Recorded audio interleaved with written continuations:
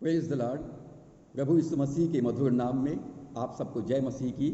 मैं reverend doctor D.R. Sahu, Wesleyan Methodist church Delhi Rajhara Chhattisgarh से हूँ। आज हम स्पिरिचुअल गिफ्ट्स पार्ट 19 आत्मिक वरदान भाग 19 की शिक्षा हम प्राप्त करेंगे और इसके अंतर्गत हम सीखेंगे gift of the word of wisdom. Gift of the word of wisdom, बुद्धि का वचन, और इसका भाग 1 की शिक्षा आज हम प्राप्त करेंगे, जो पाया जाता है पहला कुरिन्थियों 12 अध्याय और उसके 8 पद में। आइए हम प्रार्थना करें। सर्वशक्तिमान परमेश्वर, हमारे उद्धारकर्ता प्रभु यीशु के नाम से आपके चरणों में आते हैं। आपके जीवित वचन के लिए धन्यवाद करते हैं, सुंदर समय के लिए धन्यवाद करते हैं। पवित्र आत्मा, हम आपका स्वागत करते हैं। हमें ज्ञान, बुद्धि और समझ की आत्मा दे, प्रकाशन का वरदान दे। आत्मिक वरदानों को समझने के लिए आप हमारी सहायता कीजिए। होने दे परमेश्वर पिता, जहाँ तक की आवाज़ जा रहा है पिता, तेरे सुनने वाले लोग अपने जीवन में आत्मिक वरदानों से सुशोभित हो और तेरी महिमा करने पाए। विनती उद्धारकर्ता यीशु के नाम से मांगते हैं, आमीन। स्पिरिचुअल गिफ्ट्स पार्ट 19 और इसके अंतर्गत हम सीखेंगे gift of the word of wisdom, बुद्धि का वचन भाग 1। यशायाह 50 अध्याय 4 पद में लिखा है, प्रभु यहोवा ने मुझे सीखने वालों की जीभ दी है। प्रभु यहोवा ने मुझे सीखने वालों की जीभ दी है कि मैं थके हुओं को अपने वचन के द्वारा संभालना जानूं। यशायाह कहता है, परमेश्वर ने मुझे सीखने वाले का जीभ दिया है ताकि मैं थके हुओं को वचन के द्वारा से संभालूं। आज बहुत सारे लोग अपने जीवन में थके हुए हैं, अशांत हैं, व्याकुल हैं और परेशान हैं। और जब हमारे पास बुद्धि का वचन होता है तो हम उन्हें अपने वचन के द्वारा से सांत्वना दे सकते हैं। नीति वचन 12 अध्याय 25 पद में लिखा है, उदास मन दब जाता है परंतु भली बात से वह आनंदित होता है। बहुत सारे लोग अपने जीवन में आज चिंतित हैं, उदास और निराश है, परंतु जब हम उन्हें परमेश्वर की ओर से परमेश्वर की बुद्धि, परमेश्वर की इच्छा और योजना को बतलाते हैं तो वे आनंदित होते हैं। नीति वचन 15 अध्याय 23 पद में लिखा है, सज्जन उत्तर देने से आनंदित होता है। सज्जन उत्तर देने से आनंदित होता है और अवसर पर कहा हुआ वचन क्या ही भला होता है। Right word at right time, बुद्धि के वचन के द्वारा से हम सही समय पर सही वचन या सही सलाह या सही रीति से हम उनको काउंसलिंग हम कर सकेंगे। नीति वचन 25 अध्याय 11 पद में लिखा है, जैसे चांदी की टोकरी में सोनहले सेब हो वैसे ही ठीक समय पर कहा हुआ वचन होता है। Saying the right thing at the right time, हमको सही समय पर सही बातें बोलना है और ये बुद्धि के वचन के द्वारा से हम सही समय पर, उचित समय पर हम उचित बातें बोल सकेंगे। तो बुद्धि के वचन हमें परमेश्वर की ओर से प्राप्त होता है पवित्र आत्मा के माध्यम से, ताकि हम लोगों को परमेश्वर की ओर से सही रीति से उत्तर दे सकें। यूहन्ना रचित सुसमाचार 1 अध्याय के 1 पद में लिखा है कि प्रभु यीशु मसीह परमेश्वर का वचन है। प्रभु यीशु मसीह परमेश्वर का वचन है। 1 कुरिन्थियों 1 अध्याय 30 और 31 पद कहता है कि परमेश्वर का वचन प्रभु यीशु मसीह स्वयं परमेश्वर की बुद्धि है। प्रभु यीशु मसीह स्वयं परमेश्वर की बुद्धि है। और कुलुस्सियों 2:3 में भी लिखा है, हमारे प्रभु यीशु मसीह में बुद्धि और ज्ञान के सारे भंडार छिपे हुए हैं। प्रभु यीशु मसीह में बुद्धि और ज्ञान के सारे भंडार छिपे हुए। पवित्र आत्मा के 9 वरदानों में से जो द्वितीय श्रेणी का वरदान है, द गिफ्ट ऑफ रेवलेशन, प्रकाशन के वरदान। और प्रकाशन के वरदान के अंतर्गत 3 वरदान है। पहला है वर्ड ऑफ विजडम, दूसरा है वर्ड ऑफ नॉलेज और तीसरा है डिसर्निंग ऑफ स्पिरिट, बुद्धि का वचन, ज्ञान का वचन और आत्माओं को परखने का वरदान। बुद्धि का वचन परमेश्वर की योजना और उसके उद्देश्य के बारे में सब कुछ बताता है। बुद्धि का वचन परमेश्वर की योजना, उसकी इच्छा और उसके उद्देश्य के बारे में सब कुछ बतलाता है। दूसरे शब्दों में बुद्धि का वचन परमेश्वर की दिल की बातों को बताता है। ज्ञान का वचन इस संसार के बारे में बताता है। ज्ञान का वचन इस संसार के बारे में बताता है। मनुष्य आत्मा, प्राण और शरीर में है, और इसलिए ज्ञान का वचन मनुष्यों के बारे में सब कुछ बतलाता है, उनके परिवार के बारे में बतलाता है, आत्मिक जीवन के बारे में बतलाता है और उनकी समस्याओं के बारे में बतलाता है। और आत्माओं को परखने का वरदान आत्मिक संसार के बारे में बतलाता है। आत्माओं को परखने का वरदान विशेषकर दुष्ट आत्माओं के बारे में बतलाता है। यह आत्माओं के बारे में सब कुछ बताता है, विशेषकर दुष्ट आत्माओं के बारे में। यह आत्मिक संसार में देखने की सामर्थ्य है। ज्ञान का वरदान, बुद्धि का वचन परमेश्वर के बारे में बतलाता है। ज्ञान का वचन इस संसार के बारे में बतलाता है, और आत्माओं की परख दुष्ट आत्माओं के बारे में बतलाता है। इस संसार में कितने प्रकार के राज्य है? इस संसार में कितने प्रकार के राज्य है? तो उसका उत्तर है, इस संसार में 3 प्रकार का राज्य है। पहला परमेश्वर का राज्य है, दूसरा मनुष्यों का राज्य है, और तीसरा शैतान का राज्य है। परमेश्वर का राज्य, संसार का राज्य और दुष्ट आत्माओं का राज्य। पहला परमेश्वर का राज्य है। परमेश्वर के राज्य के बारे में बुद्धि का वचन के द्वारा से हमें ज्ञान प्राप्त होता है। परमेश्वर के राज्य के बारे में, परमेश्वर की इच्छा, उसकी योजना, उसके उद्देश्य के बारे में बुद्धि का वचन हमें बताता है।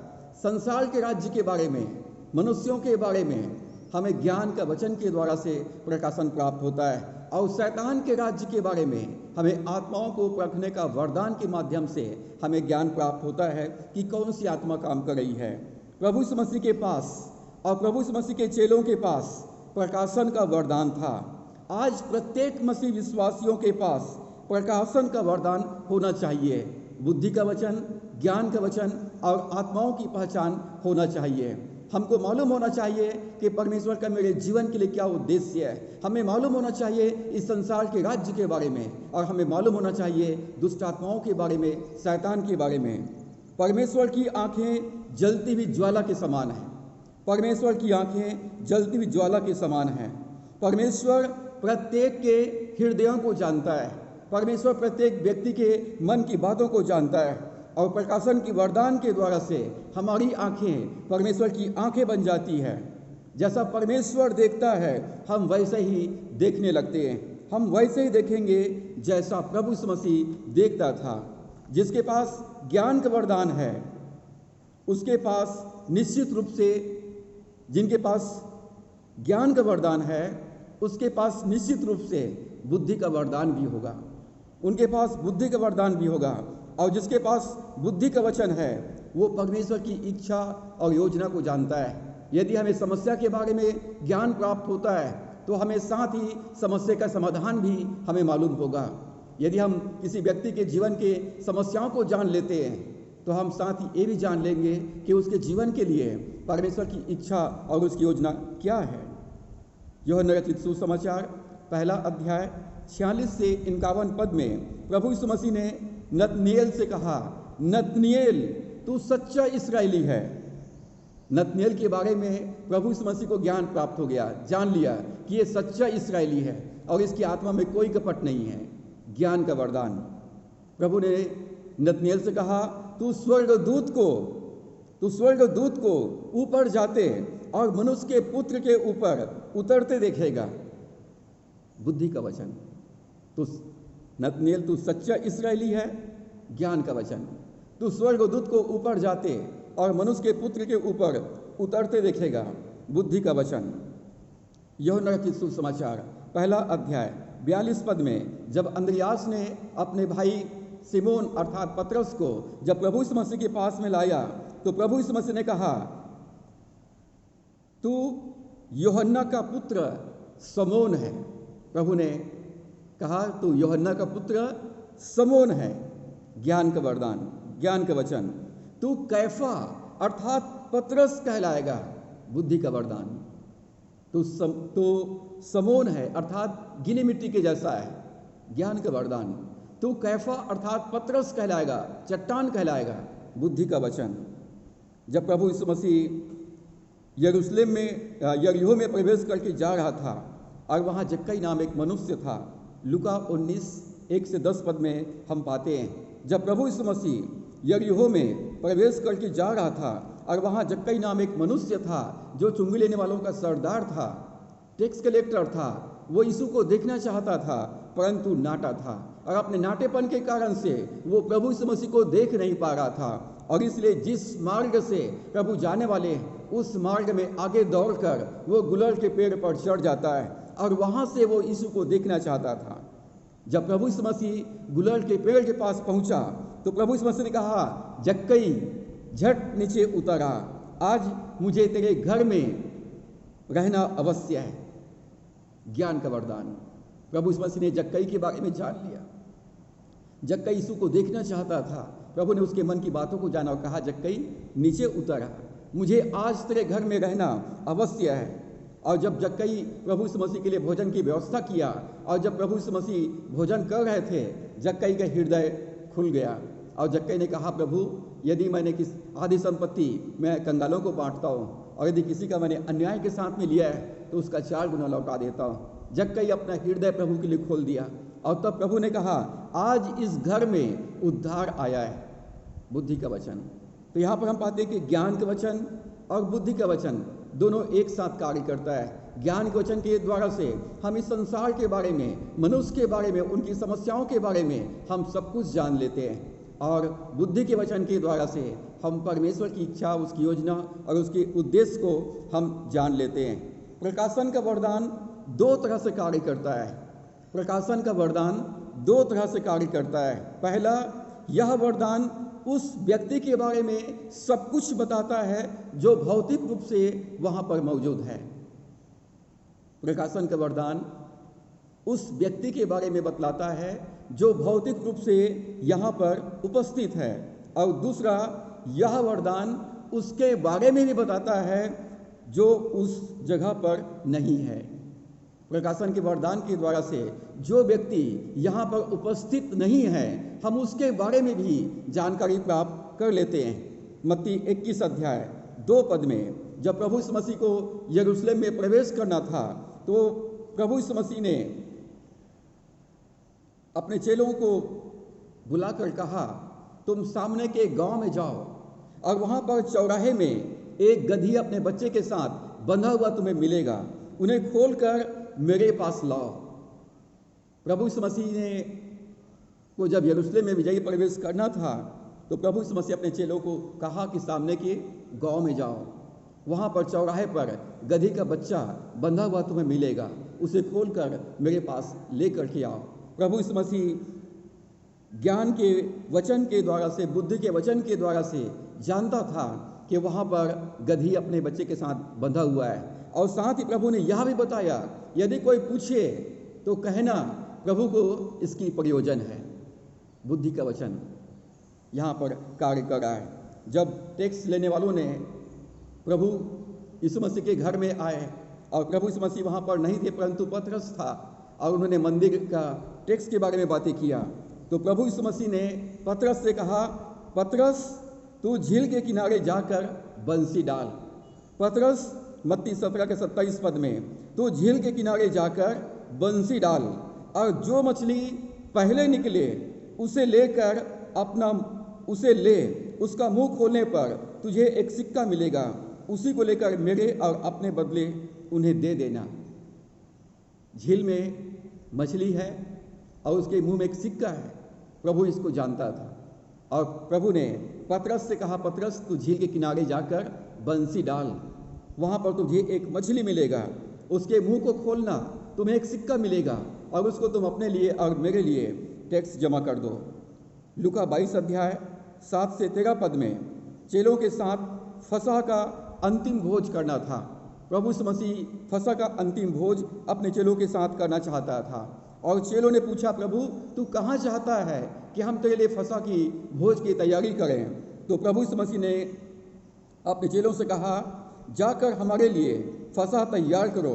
चेलों ने पूछा, तू कहाँ चाहता है कि हम इसे तेरे लिए तैयार करें? तो यीशु ने कहा, देखो, नगर में प्रवेश करते ही एक मनुष्य जल का घड़ा उठाए हुए तुम्हें मिलेगा। जिस घर में वह जाए तुम उसके पीछे चले जाना और कहना, गुरु तुझसे कहता है कि वह पाहुनशाला कहाँ है जिसमें मैं अपने चेलों के साथ फसह खाऊं। वह तुम्हें एक सजी सजाई बड़ी अटारी दिखाएगा, वही तैयारी करना। प्रभु ने कहा, नगर में प्रवेश करते ही तुम्हें एक व्यक्ति मिलेगा जो पानी का घड़ा लेके जा रहा है, और तुम उसके पीछे हो लेना और उनसे पूछना कि गुरु कहता है कि वो पाहुनशाला, वो गेस्ट रूम कहाँ है जहाँ पर मैं अपने चेलों के साथ फंसा कर रोटी खाऊं, और वो तुमको एक सजा सुजाया रूम दिखा देगा, तुम लोग वहीं तैयारी करना। प्रभु यीशु मसीह ज्ञान के वचन और बुद्धि के वचन के द्वारा से जानता था कि एक व्यक्ति है जो मेरे लिए एक गेस्ट रूम को तैयार किया हुआ है। मत्ती 2 अध्याय 25 पद में लिखा है, प्रभु यीशु लोगों के दिल की बातों को जानता था। प्रभु यीशु मसीह लोगों के दिल की बातों को जानता था, क्योंकि वह आप ही जानता था कि मनुष्य के मन में क्या है। क्योंकि वह आप ही जानता था कि मनुष्य के मन में क्या है। प्रेरितों के काम 5 अध्याय 1 से 11 पद को जब हम पढ़ते हैं तो वहाँ पर प्रेरितों की सेवकाई के बारे में हम पाते हैं। हनन्याह और सफीरा एक परिवार है जिन्होंने अपनी भूमि बेची और उसमें से एक हिस्सा परमेश्वर की सेवा के लिए प्रेरित पतरस के पास लाकर समर्पित किया। तो प्रेरित पतरस ने पूछा, क्या तुमने अपना भूमि इतने में ही बेचा है? तो उन्होंने कहा कि हाँ पादरी साहब, हमने अपना संपत्ति इतने में ही बेचा है। और तब पतरस ने कहा, तुमने हे हनन्याह, तुमने मनुष्यों से नहीं परंतु पवित्र आत्मा से झूठ बोला है। हनन्याह के बारे में पतरस को कैसे मालूम कि उन्होंने अपना भूमि इतने में बेचा है, जबकि उन्होंने आधा संपत्ति अपने लिए रख लिया था और ऐसा सो कर ऐसा प्रदर्शित कर रहे थे कि हम अपने भूमि का पूरा कीमत परमेश्वर की सेवा के लिए अर्पित कर रहे हैं। यहाँ पर हम हनन्याह और सफीरा का झूठ को हम देखते हैं। और पतरस ने कहा, हे हनन्याह, शैतान ने तेरे मन में यह बात क्यों डाली कि तू पवित्र आत्मा से झूठ बोले और भूमि के दाम में से कुछ रख छोड़े। यहाँ पर हम ज्ञान के वरदान को देखते हैं। पतरस के जीवन में प्रकाशन का वरदान कार्य कर रहा है और उसके बाद उसको मृत्युदंड मिला और उसको गाड़ने के लिए कब्रिस्तान में लेके चले गए। और उसके थोड़ी देर बाद उसकी पत्नी सफीरा पतरस के पास में आई, जो इस बात से अनभिज्ञ थी। और पतरस ने उससे कहा, क्या तुमने अपना भूमि इतने में ही बेचा है?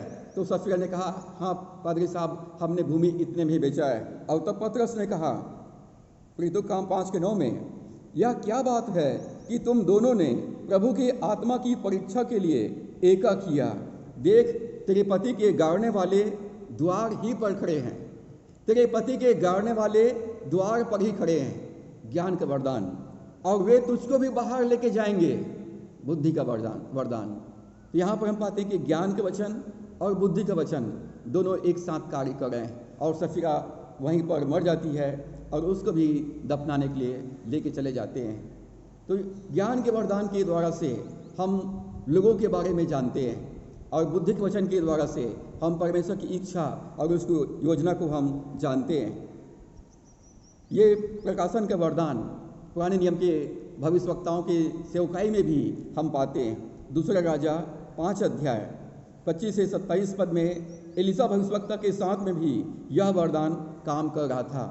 सीरिया का सेनापति नामान कोढ़ी था और वो अपने कोढ़ से चंगाई पाने के लिए इस्राएल में भविष्यवक्ता एलिसा के पास में आता है। और एलिसा उससे कहता है कि तू जा यर्दन नदी में 7 बार डुबकी लगा ले। और एलिसा की बात मानकर नामान यर्दन नदी में 7 बार डुबकी लगाता है और अपने कोढ़ से शुद्ध हो जाता है। वो बहुत खुश होता है और एलिसा को आकर वो गिफ्ट उपहार देना चाहता है, परंतु एलिसा ने कुछ भी गिफ्ट लेने से इनकार कर दिया, क्योंकि परमेश्वर का वरदान मुफ्त में है और इसके लिए कोई कीमत वो नहीं लेना चाहता था। परंतु गेहजी के मन में ये लालच समा गया, मेरे स्वामी एलिसा ने तो कुछ भी नहीं लिया, परंतु मैं जाकर कुछ न कुछ उनसे ले लेता हूँ, क्योंकि वो देने के लिए तैयार है। और जब नामान अपने घर वापस जा रहा था तो गेहजी दौड़ के जाता है और उससे कुछ सोना चांदी और बहुमूल्य वस्त्र मांग लेता है और उसके बाद उसको अपने घर में ले जाकर छिपा देता है और एलिसा की सेवा में वो पुनः गेहजी वहाँ पर उपस्थित हो जाता है। गेहजी एलिसा का सेवक था, टहलुआ था, और गेहजी जो है लालच के कारण से कुछ गहने कुछ वस्त्र मांग लेता है, उसको अपने घर में छिपा देता है और एलिसा के सामने जाकर खड़ा हो जाता है। और तब एलिसा ने पूछा, हे गेहजी, तू कहाँ से आता है? उसने कहा, तेरा दास तो कहीं नहीं गया, मैं तो यहीं पर हूँ। और ज्ञान के वचन के द्वारा से एलिसा ने जान गया था कि गेहजी जो है नामान से कुछ उपहार कुछ गिफ्ट ले लिया है। एलिसा ने कहा, जब वह पुरुष इधर मुंह फेर कर तुझसे मिलने को अपने रथ पर से उतरा, तब से वह पूरा हाल मुझे मालूम था।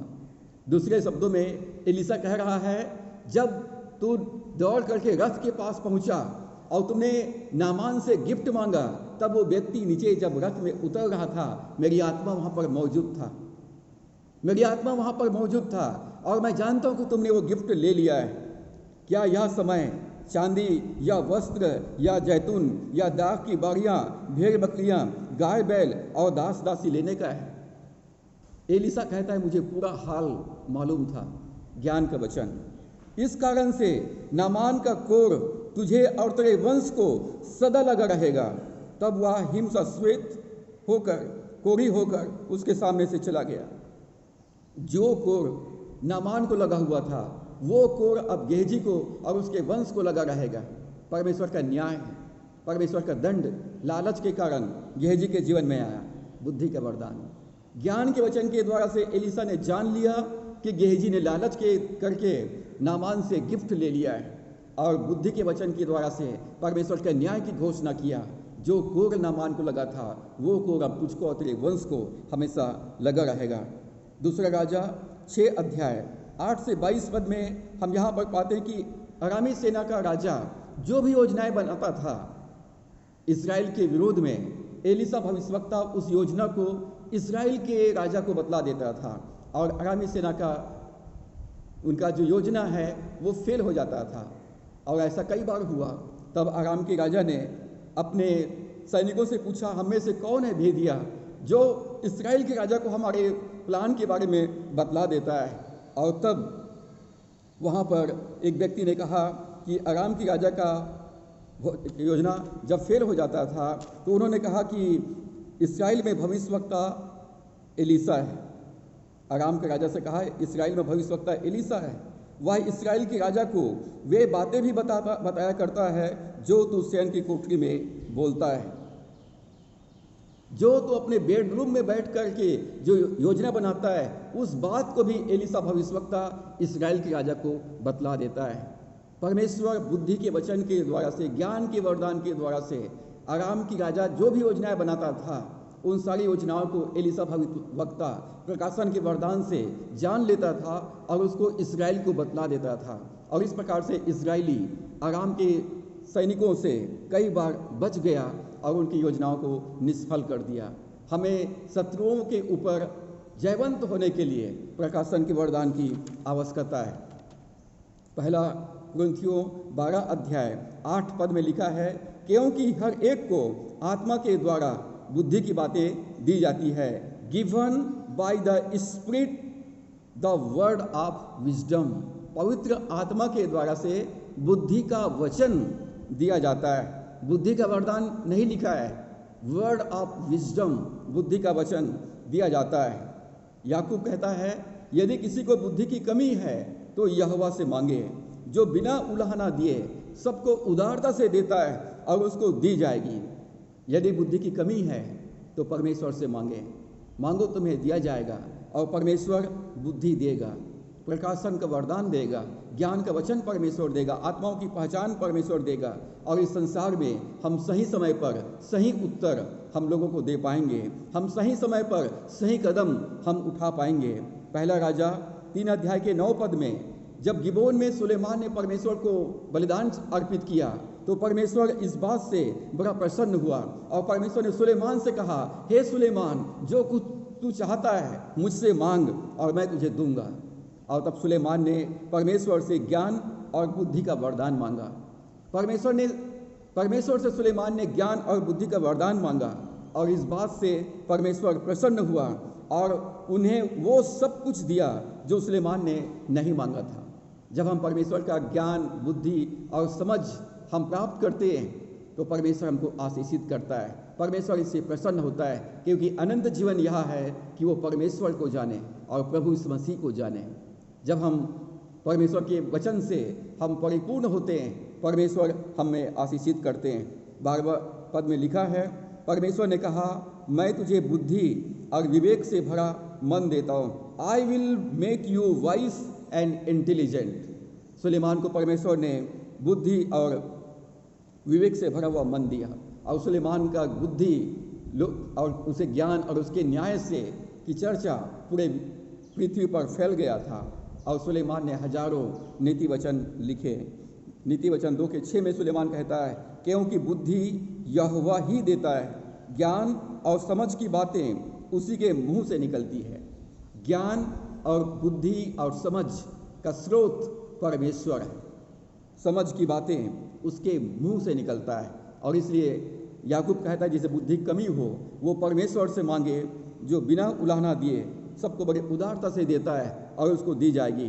बाइबल बुद्धि के वरदान के बदले बुद्धि की बातें कहता है। गिफ्ट ऑफ विजडम नहीं लिखा है, लिखा है वर्ड ऑफ विजडम, बुद्धि का वचन लिखा हुआ है। बुद्धि पूरे समय के लिए दिया जाता है, बुद्धि पूरे समय के लिए दिया जाता है, परंतु बुद्धि का वचन वर्ड ऑफ विजडम विशेष परिस्थितियों में विशेष व्यक्ति के लिए, उनकी आवश्यकता के लिए दिया जाता है। बुद्धि का वचन परमेश्वर विशेष परिस्थिति में विशेष व्यक्ति के लिए विशेष समय और आवश्यकता के लिए देता है। परमेश्वर हमेशा हमारे साथ में है, परमेश्वर हमेशा हमारे साथ में है, परंतु वो हर समय हमसे बात नहीं करते हैं। परमेश्वर हर समय हमारे साथ में है, परंतु पूरे समय वो हमसे बात नहीं करते रहते, परंतु वो हमारी ज़रूरत के समय हमसे बातें करता है, हमारी आवश्यकता के समय, हमारी समस्या के समय में वो बातें करता है, हमारी अगुवाई करता है और हमको विशेष वचन वो देता है। बुद्धि का वचन पवित्र आत्मा के द्वारा अलौकिक प्रकाशन है। वर्ड ऑफ विजडम, बुद्धि का वचन पवित्र आत्मा के द्वारा परमेश्वर का अलौकिक प्रकाशन है। बुद्धि का वचन कलीसिया में शांति, उन्नति और प्रोत्साहन के लिए दिया जाता है।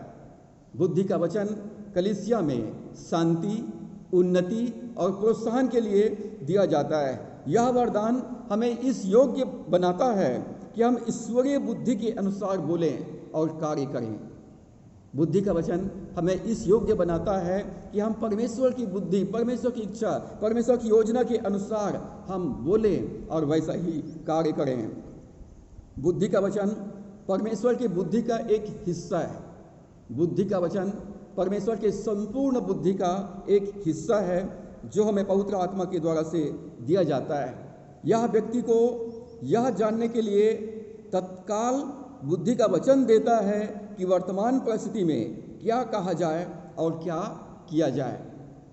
परमेश्वर हमको जिस समय इसकी ज़रूरत है उस समय तत्काल परमेश्वर हमको उस परिस्थिति के अनुसार हमें क्या बोलना है और क्या करना है, परमेश्वर अपना वचन हमें देता है। यह मानवीय ज्ञान नहीं है जो मानव के बुद्धि से आता है, यह ज्ञान सीधे परमेश्वर से आता है, यह ज्ञान सीधे परमेश्वर से आता है। बुद्धि का वचन हमेशा भविष्य के बारे में बात करता है। बुद्धि का वचन हमेशा भविष्य के बारे में बात करता है। परमेश्वर अपने उद्देश्य और अपनी योजना को बुद्धि के वचन के द्वारा प्रकट करता है। परमेश्वर अपने उद्देश्य और अपनी योजना को बुद्धि के वचन के द्वारा प्रकट करता है। प्रेरितों के काम 16 अध्याय 9 से 10 पद में हम पौलुस के मिशनरी यात्रा के बारे में पढ़ते हैं। और जब पौलुस मिशनरी यात्रा में जा रहे थे तो रात में एक स्वप्न देखता है, दर्शन देखता है। एक मकिदुनी पुरुष खड़ा हुआ, उससे विनती करके कह रहा है, आ और हमारी सहायता कर। स्वप्न में, दर्शन में पौलुस एक मकिदुनी पुरुष को देखता है जो कह रहा है कि आ और हमारी सहायता कर। परमेश्वर प्रेरित पौलुस को रात में एक दर्शन के द्वारा बातें किया वहाँ प्राकृतिक क्षेत्र से पवित्र आत्मा के द्वारा आत्मिक क्षेत्र को देखा। यह समय था कलीसिया के लिए कि वो स्वाभाविक रीति से चलना छोड़कर वो आत्मिक रीति से चले। पौलुस के सेवकाई में परमेश्वर उन्हें ज्ञान, बुद्धि और आत्माओं की पहचान देता है कि पौलुस अब आत्मा के चलाए चले, और आत्मिक रीति से वो पौलुस फिलिप्पी में जाकर लोगों की सेवकाई किया। प्रेरितों के काम 9 अध्याय 15 से 16 पद में हम यहाँ पर पौलुस के दर्शन, प्रभु यीशु मसीह का दर्शन वो प्राप्त किया और वो अंधा हो गया था और वो प्रार्थना कर रहा था, और तब परमेश्वर ने अपने ज्ञान के वचन के द्वारा से हनन्याह पर शाऊल की स्थिति और स्थान को प्रकट किया। परमेश्वर जो है हनन्याह के ऊपर में शाऊल की स्थिति और उसके स्थान को प्रकट किया, और बुद्धि के वचन के द्वारा उसे यह भी बताया कि ऐसी कठिन परिस्थिति में उसे क्या करना चाहिए, क्योंकि शाऊल कलीसिया के लोगों को सता रहा था। परंतु इस समय जब यीशु मसीह के साथ उनका इनकाउंटर हुआ, शाऊल अंधा हो गया, वो परमेश्वर से प्रार्थना कर रहा था, और तब इस बात को परमेश्वर ने हनन्याह के ऊपर में प्रकट किया, और हनन्याह जा करके उसके लिए प्रार्थना किया और वो देखने लगा। प्रभु ने हनन्याह से कहा, तू चला जा, क्योंकि वह तो अन्य जाति और राजाओं और इस्राएलियों के सामने मेरा नाम प्रकट करने के लिए मेरा चुना हुआ पात्र है। हनन्याह जाने के लिए डर रहा था, हे प्रभु वो कलीसिया को सता रहा है।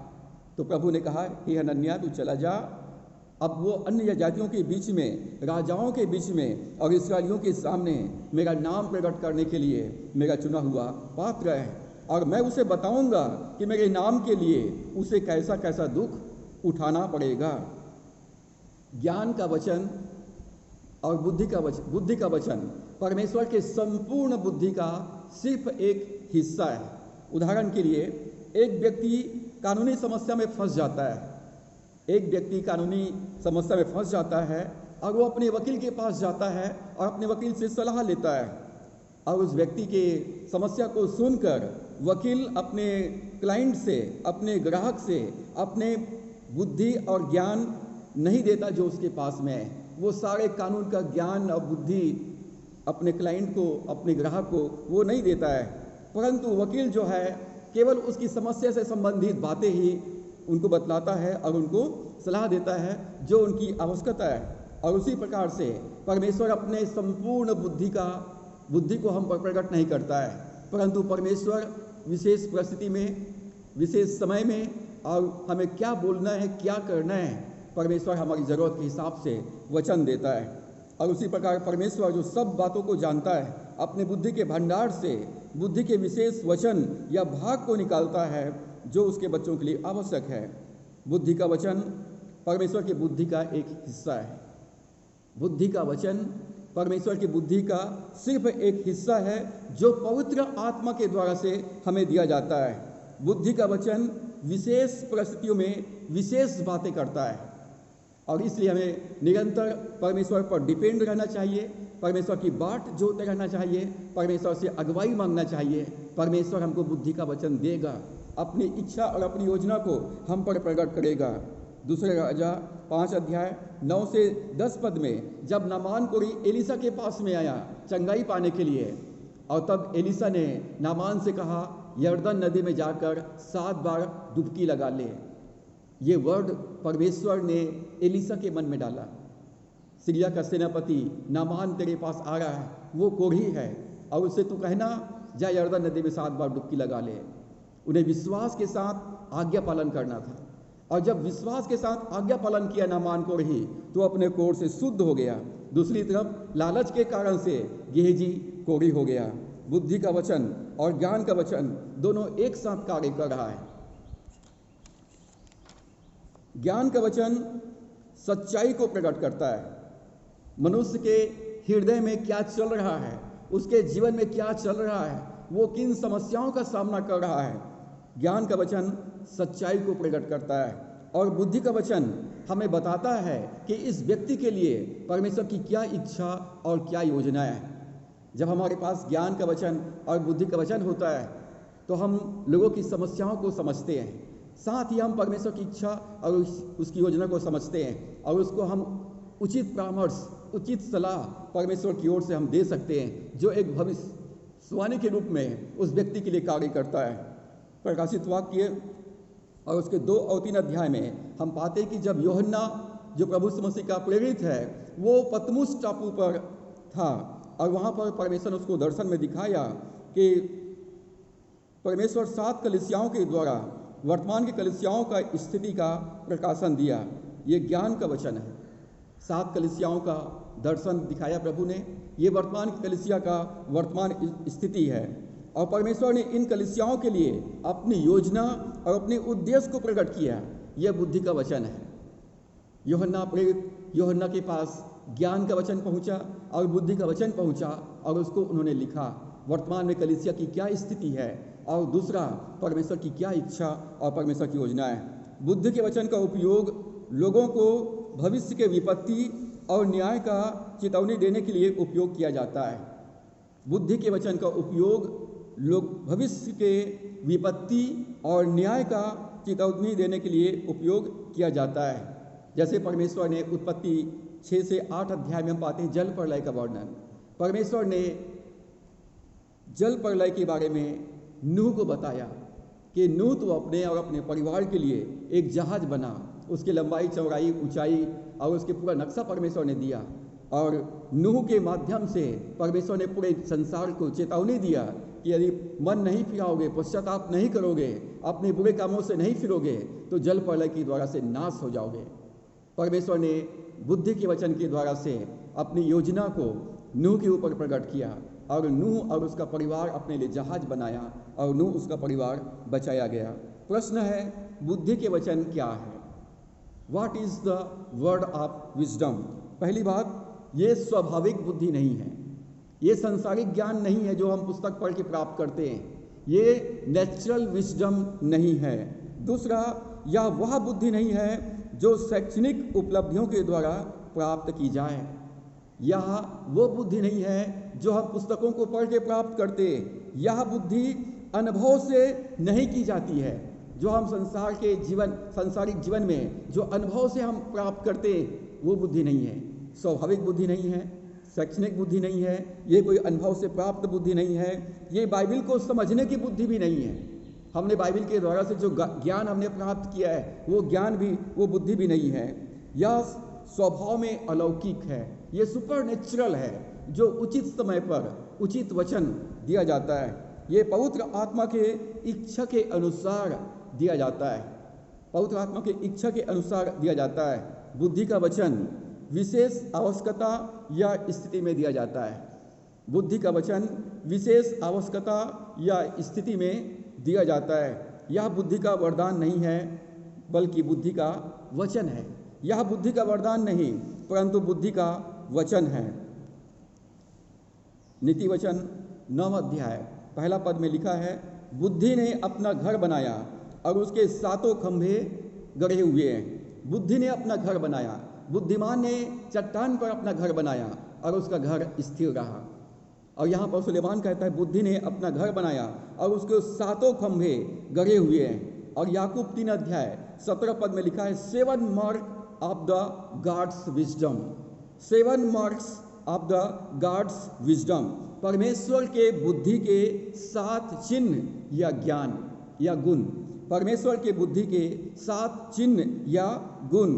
यहाँ लिखा है, जो ज्ञान ऊपर से आता है वह पहले तो पवित्र होता है, फिर मिलनसार, कोमल और मृदु भाव और दया और अच्छे फलों से लदा हुआ और पक्षपात और कपट रहित होता है।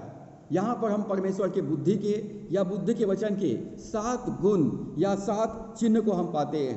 पहली बात, इट इज प्योर, यह पवित्र होता है। बुद्धि जो स्वर्ग से आता है वह पवित्र होता है क्योंकि परमेश्वर पवित्र है।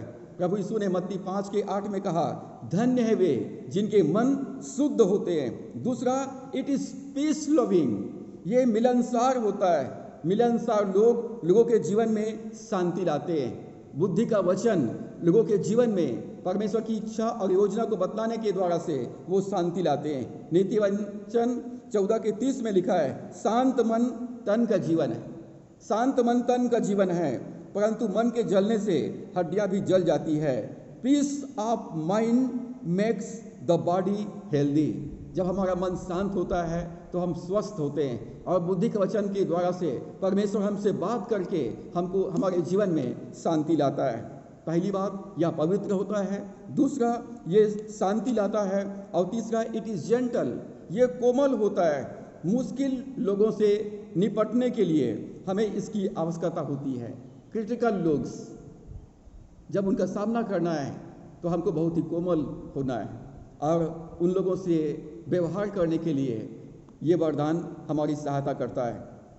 मुश्किल लोगों से निपटने के लिए हमें बुद्धि के वचन की आवश्यकता होती है कि उनको क्या जवाब दिया जाए, उनके मुंह को कैसे बंद किया जाए, उनका बकबक करने वाले लोगों का बकवाद को कैसे बंद किया जाए। तो ये बुद्धि का वचन हमें वर्ड देता है कि हम उसको ऐसी बातें बोलें जिससे उनका बकबक करना बंद हो जाए।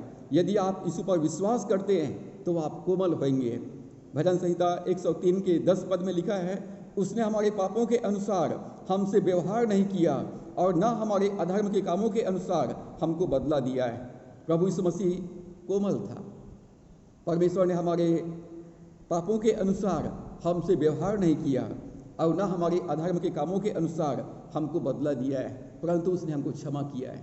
और परमेश्वर की जो बुद्धि है वो तीसरा उसका क्वालिटी है कि वो कोमल होता है। चौथा, it is easy to please, it is easy to please, ये मृदु भाव होता है, ये मृदु भाव होता है। सांसारिक ज्ञान अभिमानी और जिद्दी होता है, सांसारिक ज्ञान अभिमानी और जिद्दी होता है, जबकि स्वर्गीय ज्ञान विनम्र होता है, विनीत होता है, ये मृदुभाषी होता है। पांचवी बात, इट इज़ मर्सीफुल, परमेश्वर का बुद्धि जो स्वर्ग से आता है, इट इज़ मर्सीफुल, ये दयालु होता है। प्रभु ने मत्ती 5:7 में कहा, धन्य है वे जो दयावंत है, क्योंकि उन पर दया की जाएगी। छठवा, इट इज़ इम्पार्टियल, ये निष्पक्ष होता है, ये किसी के साथ पक्षपात नहीं करता है। This wisdom is always ready to help people who have trouble, ये निष्पक्ष होता है और लोगों की ज़रूरतमंदों की सहायता करने के लिए हमेशा तत्पर रहता है। सातवीं बात, इट इज़ सिंसियर, ये विश्वास योग्य होता है, सच्चा होता है, ईमानदार होता है। This wisdom is already fair and honest, ये विश्वास योग्य होता है, ये ईमानदार होता है, ये सच्चा होता है। और इस प्रकार से यहाँ पर 7 चिन्ह दिया हुआ है। इट इज़ प्योर, ये पवित्र होता है। इट इज़ पीस लविंग, मिलनसार होता है। इट इज़ जेंटल, कोमल होता है। It is easy to please, ये मृदुभाषी होता है। इट इज़ मर्सीफुल, दयालु होता है। इट इज़ इम्पार्टियल, निष्पक्ष होता है। इट इज़ सिंसियर, ये विश्वास योग्य या ईमानदार होता है। परमेश्वर चाहता है कि हमारे पास प्रकाशन का वरदान हो, ताकि संसार के लोगों के साथ हम उचित व्यवहार कर सकें और परमेश्वर की इच्छा और उसकी योजना को हम प्रकट कर सकें, और साथ ही हम जान सकें कि कौन सी आत्माएं काम कर रही है। सो परमेश्वर हमारी सहायता करे और अपने बुद्धि के वरदान को हमारे जीवन में परमेश्वर रिलीज करे, और अपने वर्ड ऑफ विजडम के माध्यम से परमेश्वर हमें बुद्धिमान बनाए, ताकि हम उचित समय पर लोगों को सही रीति से सलाह दे सकें। परमेश्वर अपने वचन के द्वारा हम सबको आशीष दे। इसका सेकंड पार्ट को हम अगले भाग में, बुद्धि के वरदान को हम आगे की बातों को हम सेकंड पार्ट में सीखेंगे। आइए हम दुआ करें। सर्वशक्तिमान पिता परमेश्वर, हमारे उद्धारकर्ता प्रभु यीशु के नाम से आपके चरणों में आते हैं, धन्यवाद करते हैं पिता परमेश्वर। आप हमें प्रकाशन का वरदान प्रभु पवित्र आत्मा के माध्यम से देता है, ताकि पिता हम तेरी इच्छा को जान सकें, सांसारिकता के बारे में जान सकें, शैतानों के बारे में जान सकें, और इस संसार में पिता परमेश्वर हम प्रभु यीशु मसीह तेरी इच्छा तेरी योजना के अनुसार लोगों को उचित सलाह उचित परामर्श दे सकें और उनकी समस्याओं का उचित समाधान हम ला सकें। हे पवित्र आत्मा, हमारी सहायता कीजिए और प्रकाशन के वरदान को हमारे जीवन में रिलीज कीजिए, ताकि हम बुद्धिमान बने, ज्ञानवान बने, समझदार बने, और प्रभु हम शैतान की युक्तियों से अनजान न रहें। पिता तेरा धन्यवाद, आपने प्रार्थना को सुना। आगे के समय को, जीवन को, संपूर्ण परिस्थितियों को आपके हाथों में सौंपते हुए विनती उद्धारकर्ता प्रभु यीशु के नाम से मांगते हैं, आमीन। अब हमारे परमेश्वर पिता का प्रेम, प्रभु यीशु मसीह का अनुग्रह, पवित्र आत्मा की संगति और सहभागिता वचन को सुनने वाले, मानने वाले हर एक विश्वासियों के जीवन में अब से लेकर युगान युग तक होती रहे, आमीन। प्रभु आप सबों को आशीष दे। आप सबको जय मसीह की। वचन को सुनने के लिए बहुत बहुत धन्यवाद। यदि ये संदेश आपको अच्छा लगता है तो कृपया हमारे चैनल को लाइक करें, कमेंट्स करें, और इसको अपने परिवार और मित्रों में शेयर कीजिए। यदि अभी तक आपने हमारे चैनल को सब्सक्राइब नहीं किया है तो कृपया इसको सब्सक्राइब कीजिए, साथ ही बेल आइकन को प्रेस करके ऑल में सेलेक्ट कीजिए ताकि अगले वीडियो का नोटिफिकेशन आपको प्राप्त हो सके, और क्योंकि मैं इसी प्रकार के वीडियो आने वाले दिनों में आपके लिए लेकर आता रहूँगा। Thank you so much. God bless you.